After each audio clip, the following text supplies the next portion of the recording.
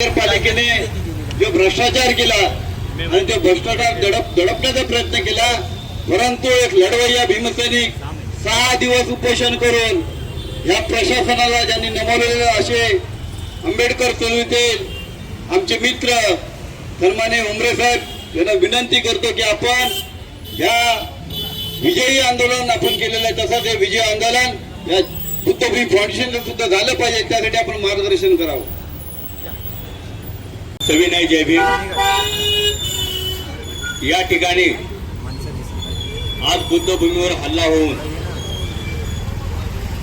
सरकारी यंत्रणेचा, मी कायम सांगतो सरकारी यंत्रणेचा या लोकांनी पुरेपूर संपूर्णपणे स्वतःच्या पदाचा आणि शक्तीचा, पैशाचा गैरवापर करून जो बुद्धभूमीवर ज्या ठिकाणाहून शांतीचा संदेश दिला जातो, ज्या ठिकाणाहून आमचे भिक्षू संघ धम्माचा प्रचार आणि प्रसार करतात, अशा पवित्र भूमीवर या लोकांनी अमानुषपणे हल्ला केला.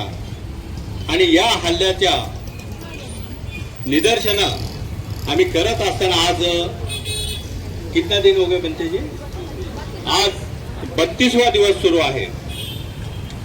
आता 32 दिवस या ठिकाणी आम्ही जर शांततेने आंदोलन करत आहोत,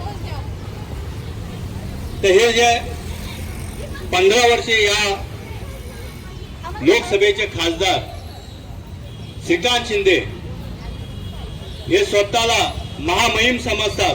मी अनेकांचे प्रश्न सोडवले, मोठमोठ्या नागरी समस्या सोडवल्या. जर तुम्ही मोठे प्रश्न सोडवणारे असाल तर हा बुद्धभूमीचा प्रश्न फार काही मोठा नाही. माझ्यासारख्याला वाटतं हा सुटू शकतो. मी तर सामान्य नाही, अतिसामान्य माणूस आहे. मला कळतं तर तुम्हाला का कळत नाही? मग याचा अर्थ मी असा घ्यायचा की तुम्ही महामूर्ख आहात. आणि जर महामूर्ख असाल तर तुम्हाला आम्ही मार्गदर्शन करतो, आमचे भंतेजी मार्गदर्शन करतील. इथं अनेक मान्यवर बसले जे अभ्यासू वृत्तीचे आहेत, आंबेडकरी चळवळीचे आहेत, आमच्या महिला भगिनी आहेत, काही शिक्षिका आहेत, अनेक विद्यार्थी त्यांच्या हातून घडलेले आहेत, ते मार्गदर्शन करतील. परंतु तुमच्या रक्तातच हरामखोरी घुसलेली आहे.